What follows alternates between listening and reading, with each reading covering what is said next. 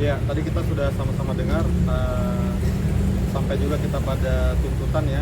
Tadi dituntut Ijong 1 tahun untuk dikenakan pasalnya 435 Undang-Undang Kesehatan.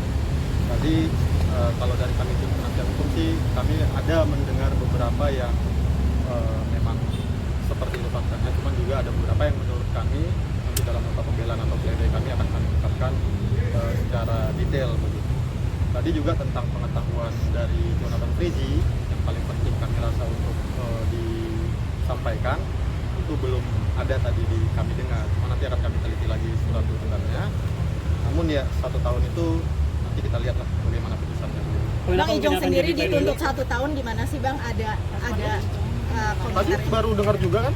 Kita juga ini cuman dari segi gestur dia tadi juga ya namanya orang nggak pernah dipidana, kemudian tadi juga di tuntutannya disampaikan bahwa Ijong ini turut serta ya begitu. Jadi karena kesalahan dia itu adalah meminta Erna untuk ke sana karena si Evan minta tolong si Ijong begitu.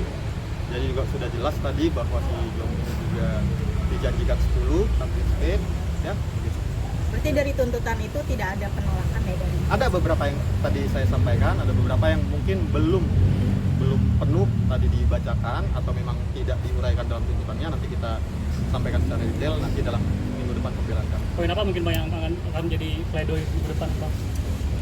Ya seperti tadi sudah disampaikan dengan rekan saya, mungkin poin utamanya itu keterkaitan dengan pengetahuannya Ijong sendiri terhadap kandungan etomidate, yang mana selama persidangan ini berlangsung fakta tersebut tersampaikan bahwa Ijong tidak mengetahui bahwa di dalamnya itu ada etomidate atau obat keras, karena etomidate atau obat keras itu tidak kasat mata seperti narkoba yang lain. Itulah kemungkinan salah satu fakta persidangan yang mungkin menjadi salah satu materi pembelaan kami, yang mana kami juga belum meneliti dari tuntutan jaksa apakah menyebutkan tentang pengetahuan Ijong terkait etomidate tersebut. Kalau emang tidak tahu, emang apakah dijebak atau seperti apa? Kalau memang tidak tahu ya kami mohon keringanan kepada majelis hakim untuk memberikan putusan yang seringan-ringannya, yang pasti lebih ringan kami harapkan dari tuntutan jaksa, memperhatikan dengan pengetahuan Ijong terkait obat keras itu. Tuntutan 1 tahun tahanan, kurangnya masa tahanan berapa kira-kira? Ijong sudah menjalani kurang lebih dari bulan Juli 2 bulan. Nah, jadi berarti masih ada 10 bulan dari tuntutan jaksa begitu.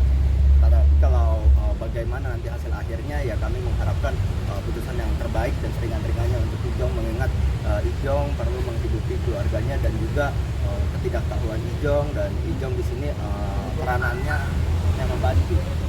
Tadi kan ada Ijong menyamperi kuasa hukum nih. Mungkin ada omongan nggak sih setelah mendengar tuntutan itu? Ya Ijong hanya menyampaikan bagaimana tentang pembelaan kita terhadap tuntutan itu, karena Ijong nanti di minggu depan juga akan menyampaikan pembelaan atau pledoi pribadi di samping pembelaan dari kami dari kuasa hukum. Apakah akan ada bebas bersyarat, ajudan bebas bersyarat kalau waktunya sudah bisa gitu? Tentunya bagi setiap klien kami, kalau memang upaya itu ada dan diatur dalam undang-undang untuk pengajuan bebas bersyarat, ya kami akan mohonkan. Tapi kembali bagaimana tentang peraturan bebas bersyarat itu, ya kami akan menjalani sesuai dengan peraturan yang ada. Bang, kalau melihat dari tuntutan untuk si Evan tadi juga 1 tahun 3 bulan.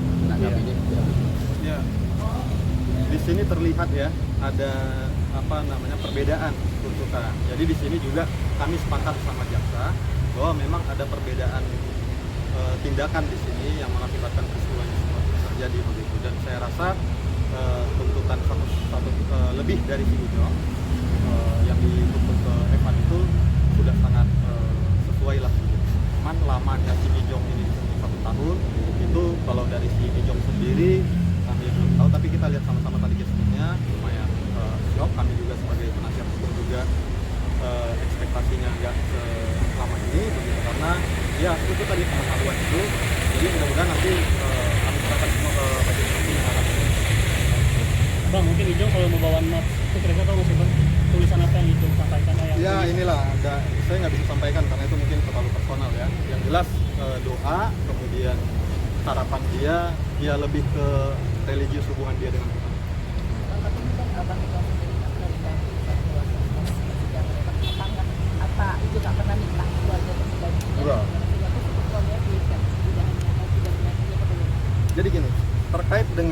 keluarga terlihat bahwa si Ijong ini tidak didampingi secara fisik, itu memang si Ijong nggak ada permintaan.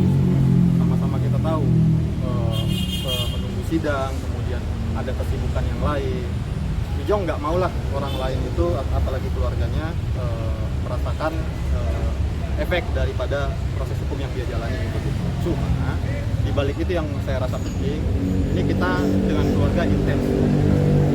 Bang, tapi kan beberapa minggu lalu kabarnya Ririn sempat mau datang tapi ternyata online. Udah ada update lagi apakah Ririn kapan mau datang? Jadi gini, Ijong sama Ririn itu sepengetahuan kami dan kami juga berhubungan dengan Ririn juga, Ririn itu menaruh perhatian khusus terkait perkara Ijong.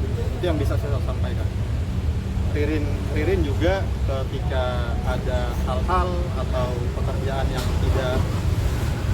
tidak harus didatangin begitu, tidak seurgent itu, dia sempat bilang dia mau datang, cuman dari Ijong udah nggak usah. Berarti ada penolakan dari Ijongnya sendiri ya? Lebih bukan ke penolakan, lebih kayak yang saya bilang tadi, nggak enak ngerepotin gitu loh. Udahlah ini, tapi dibalik itu support Ririn. Berapa kali Bang sempat pengen hadir Bang? Berkali-kali, tapi support. menjenguk tahanan, sempat menjenguk, yang seperti yang saya bilang waktu itu, memberikan pakaian dan makanan dari Ririn, sempat menjenguk. Cuman untuk hadir ke persidangan, mengingat Ririn juga mempunyai pekerjaan dan seperti yang disampaikan untuk menunggu sidang juga waktunya tidak pasti, dia dari Ijongnya sendiri ya mementingkan kenyamanan untuk bagi Ririn dan keluarga supaya nggak usah repot-repot ke sini. Tapi ada jadwal khusus kah, seminggu sekali atau berapa minggu sekali Ririn kunjungin ke Untuk sesuai jadwal lapas, tetapi tidak ada jadwal khusus setiap hari apa atau setiap berapa minggu sekali Ririn akan mengunjungi Ijong di lapas. Terakhir jenguk apa Bang? Terakhir jenguk itu sekitar 2 minggu lalu gitu, sepengetahuan saya. Cuman mungkin bisa bersama tim yang lain juga, didampingi keluarga, bisa menjenguk. Berapa lama sih Bang biasanya dalam satu sesi kunjungan tersebut Bang? Sesuai dengan ketentuan lapas ya, kurang lebih 15 sampai 30 menit, nggak terlalu lama lah. Sesuai dengan jam-jam kunjungan yang ada di lapas. Oke. Oke.